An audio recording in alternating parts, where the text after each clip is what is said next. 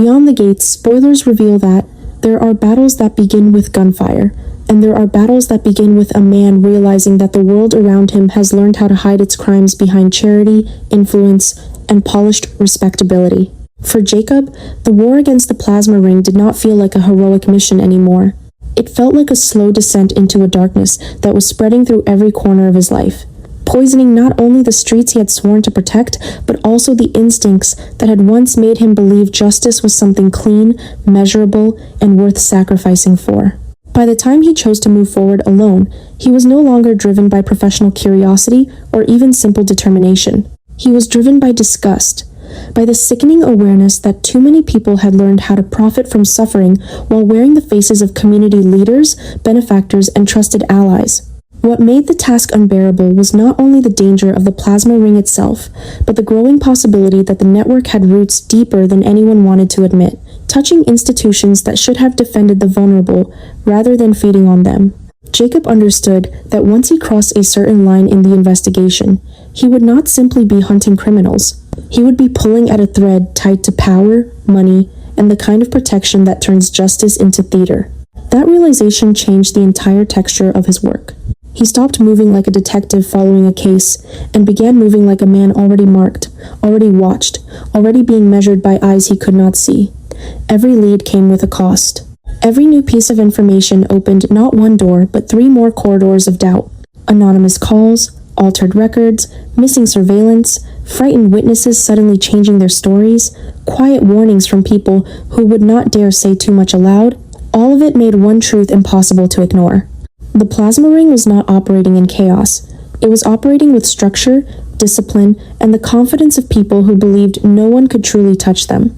Jacob's frustration deepened into rage because he could feel the system bending around the truth instead of exposing it. He had entered law enforcement believing evidence was power. Now he was learning that evidence only mattered if the world was willing to let it survive. That was the real source of his desperation.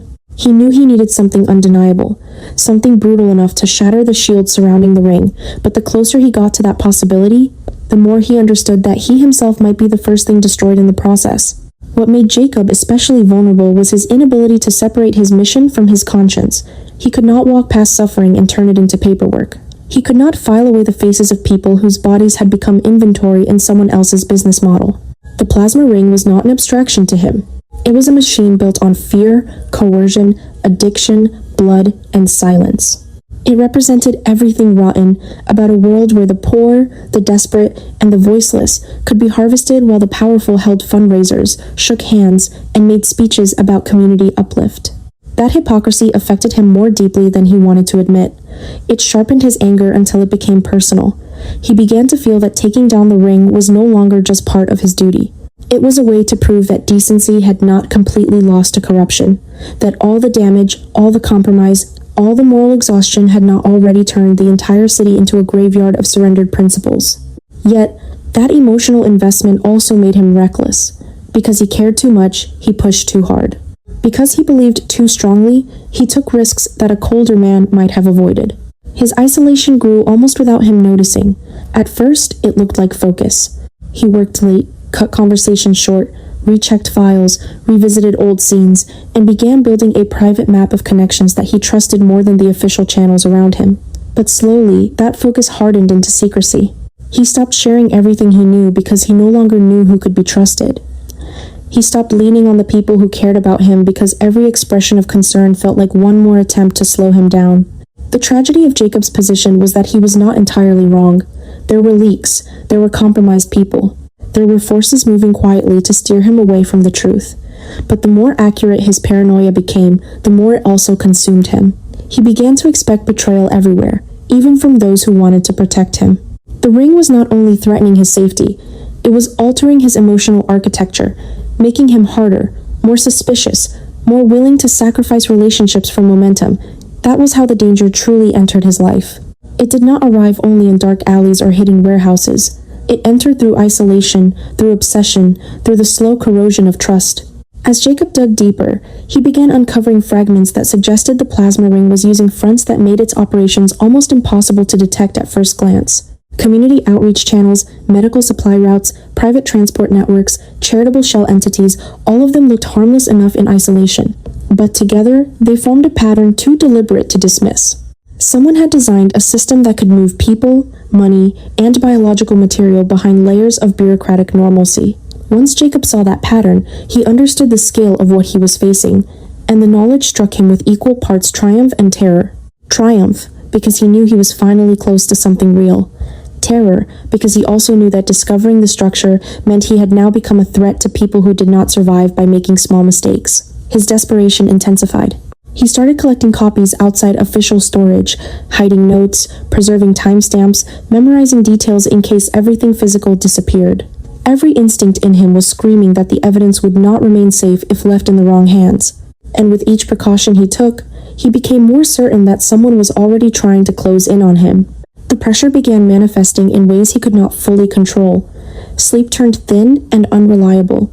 His judgment remained sharp in bursts but frayed around the edges. He became haunted by the possibility that the ring had already predicted his next move. He would sit in his car outside a location tied to the case and feel the weight of invisible surveillance pressing down on him, making every silence feel staged. Small sounds became warnings. Ordinary encounters felt loaded. A delayed response from a source felt like a death sentence waiting to be confirmed. That constant tension fed his anger until it became almost indistinguishable from exhaustion. He was furious at the criminals, furious at the institutions failing him, furious at the people who kept telling him to be careful when caution had become the very mechanism by which evil stayed alive. Yet, under all that fury was fear, and he hated that most of all. Not fear of pain or even death, but fear that he would get close enough to see the truth clearly and still fail to bring it down. Fear that he would become one more decent man swallowed by a machine designed to humiliate decency. The ring, meanwhile, began responding not through obvious attacks at first, but through psychological pressure. A source vanished before a meeting. A vehicle appeared too often in places it should not have been. An evidence chain became contaminated. A name Jacob had been chasing suddenly surfaced in a context so public and respectable that it felt like mockery. It was as if the people behind the operation were not just defending themselves but educating him, teaching him how untouchable they believed they were. That provocation pushed him further. He started making moves without waiting for approval, entering spaces that could not protect him if things went wrong. What made his choices believable, even tragic, was that he understood the risk and chose it anyway. He was not careless because he lacked intelligence. He was reckless because delay had become intolerable. Too many lives could disappear while committees reviewed protocol. Too many truths could be buried while frightened officials debated optics. He reached a point where the possibility of losing himself began to feel less horrifying than the certainty of doing nothing. This is where Jacob's story became truly dangerous, because once a person starts believing that only he can hold the line, martyrdom begins to masquerade as duty. He began to think in terms of final chances, decisive blows, one last push. He convinced himself that if he could just secure one ledger, one video, one witness, one internal name tying the plasma ring to its protectors, the whole structure would come crashing down. That belief gave him strength, but it also blinded him to the possibility that the structure was prepared to absorb shock. He underestimated how much power corruption has when it is woven into everyday life. He underestimated how many people survive by pretending not to see. And most painfully, he underestimated how alone he had truly become. The more he cut himself off to keep others safe, the fewer people remained able to pull him back from the edge. His mission to protect the community began turning him into a ghost within it, a man present in body but increasingly absent from every bond that once anchored his judgment. When the danger finally became physical, it felt less like a sudden twist than the inevitable consequence of all the pressure that had been building around him. A meeting arranged through fragile channels led him into a location that was too quiet, too clean, too empty to be innocent. What should have been a transfer of evidence turned into a realization that he had been tracked, boxed in, and studied. In that moment, all the abstract warnings became immediate. The ring had stopped treating him as an inconvenience and started treating him as a target. The terror of it was not only that he might die there, but that the evidence he had sacrificed so much to gather might die with him, folded back into silence as if his struggle had been nothing more than a brief disturbance. His instincts kept him moving, but survival came at a cost. Even escaping danger did not feel like victory. It felt like confirmation that the net around him had tightened, that every next step would require even more suspicion, even more secrecy, even more abandonment of the life he once had. That near collapse altered him. He returned from it angrier, but also emptier. The mission was no longer just morally urgent. It had become existential. If he stopped now, then everything he had lost would become meaningless. Every strain on his conscience, every broken hour of sleep, every relationship damaged by silence, every moment of fear would stand as proof not of courage, but of failure.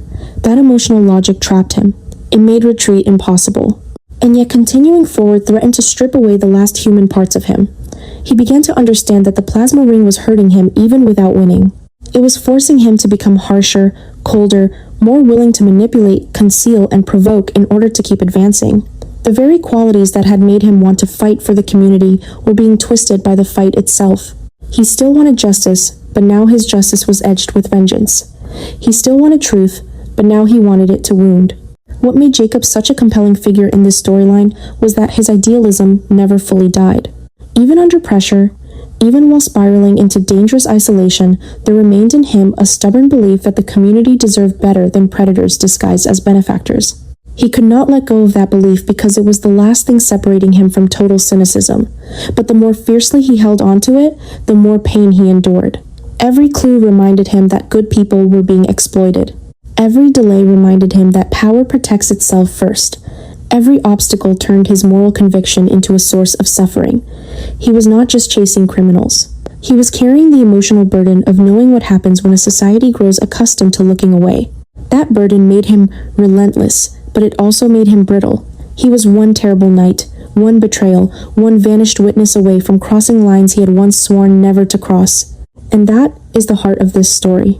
Jacob's descent into danger is not exciting simply because it involves investigation, pursuit, and hidden evidence. It is haunting because it reveals what happens when a man who still believes in justice is forced to navigate a world that rewards compromise and punishes integrity. The plasma ring is not only a criminal enterprise in his path, it is a test of what remains of his soul when every institution around him proves weaker than the evil it should have stopped. His choice to move alone is brave, but it is also tragic, because it means he is entering the most poisonous part of the war without the protection of shared truth. He is a detective trying to expose a system that knows how to erase footprints, distort records, and turn public virtue into camouflage. He is a man trying to save his community while the mission itself slowly dismantles his peace, his trust, and perhaps even his ability to come back unchanged. By the time the full threat of the plasma ring closes around him, the greatest question is no longer whether Jacob can find evidence. It is whether he can survive the emotional and moral damage of finding it. Because some investigations do not merely reveal monsters, they force the investigator to live so close to darkness that every victory comes stained with loss. Jacob may still bring the ring down. He may yet uncover the proof that shatters the network and exposes everyone hiding behind power. But the deeper tragedy is that he may have to lose too much of himself to get there. In that sense, his battle is not just about solving a case. It is about whether a man can enter a corrupt machine, confront its cruelty, and still remain someone capable of believing in the world he is trying so desperately to save.